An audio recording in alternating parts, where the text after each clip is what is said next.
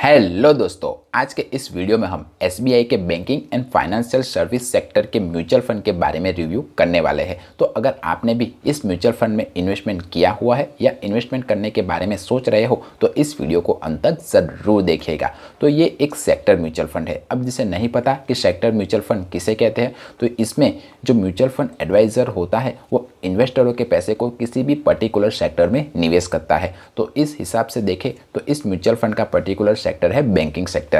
ये जो mutual fund है वो काफ़ी हाई रिस्क टेकिंग कैपेबिलिटी वाला म्यूचुअल फंड माना जाता है। तो अगर आप एक हाई रिस्क टेकिंग कैपेबिलिटी वाले पर्सन हो और रिस्क लेने की क्षमता रखते हो तभी इस म्यूचुअल फंड में इन्वेस्टमेंट कीजिएगा, वरना इस म्यूचुअल फंड से दूर ही रहिएगा।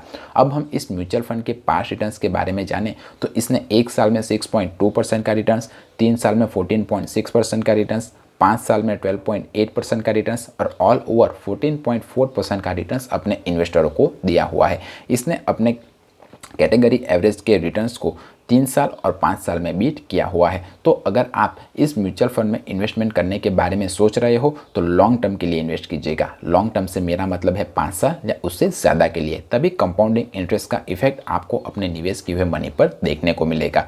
इस म्यूचुअल फंड का एक्सपांस रेशियो 0.78% है, जो मेरे हिसाब से थोड़ा ज़्यादा है। अब जिसे नहीं पता कि एक्सपांस रेशियो किसे कहते हैं, तो जो एसेट मैनेजमेंट कंपनियां होती है वो हमारे ही पैसे को मैनेज करने के लिए हम ही से कुछ फीस चार्ज करती है। तो जितना ज़्यादा एक्सपांस रेशियो होगा उतना ही कम इन्वेस्टरों को प्रॉफिट होगा। तो जब कभी भी आप किसी भी म्यूचुअल फंड में इन्वेस्टमेंट करने के बारे में सोचें तब एक्सपांस रेशियो के क्राइटेरिया को ज़रूर ध्यान रखें। इस म्यूचुअल फंड का एग्जिट लोन 0.5% है। अगर आपने specific certain time of period से पहले अपने निवेश के पैसे को निकाल लिया तो आपको 0.5% का एग्जिट लोन चार्ज अपने निकाले हुए मनी पर देना पड़ेगा। इसका AUM 3,553 करोड़ रुपीस है और इसका लॉकिंग पीरियड 0 है, यानी कि जब चाहे तब आप इस म्यूचुअल फंड में इन्वेस्टमेंट कर सकते हो और जब चाहे तब आप इस म्यूचुअल फंड से बाहर भी निकल सकते हो।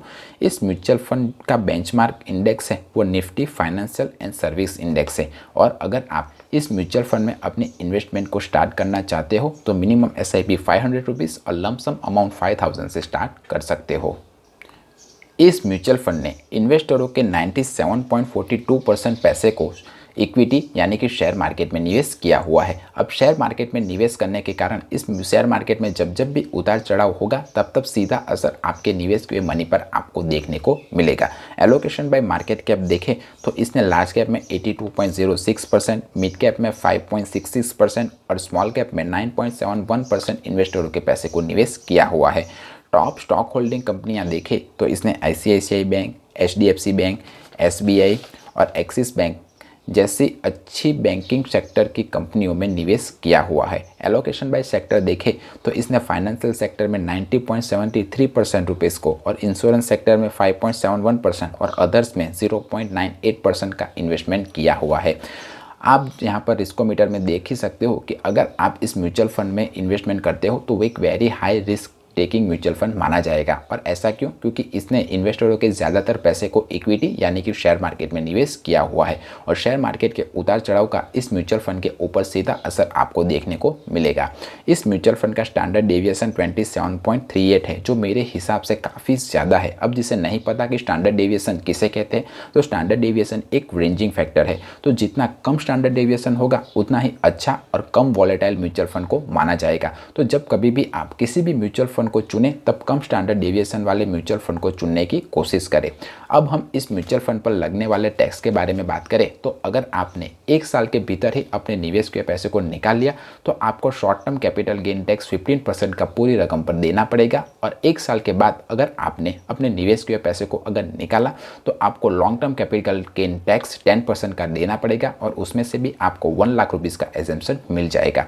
ये वीडियो कैसा लगा आप मुझे कमेंट करके ज़रूर बताइए। अगर वीडियो पसंद आए तो वीडियो को लाइक कीजिए ताकि ये वीडियो काफ़ी और लोगों तक फैल सके और लोगों को इन्फॉर्मेटिव कंटेंट पहुंच पाइए। मेरा वीडियो पसंद आया है तो वीडियो को लाइक कीजिए, चैनल को सब्सक्राइब कीजिए और म्यूचुअल फंड फाइनेंस से रिलेटेड कोई और क्वेश्चन या क्वेरी हो तब भी आप मुझे कमेंट करके पूछ सकते हो। मिलते हैं अगले वीडियो में, तब तक के लिए बाय बाय।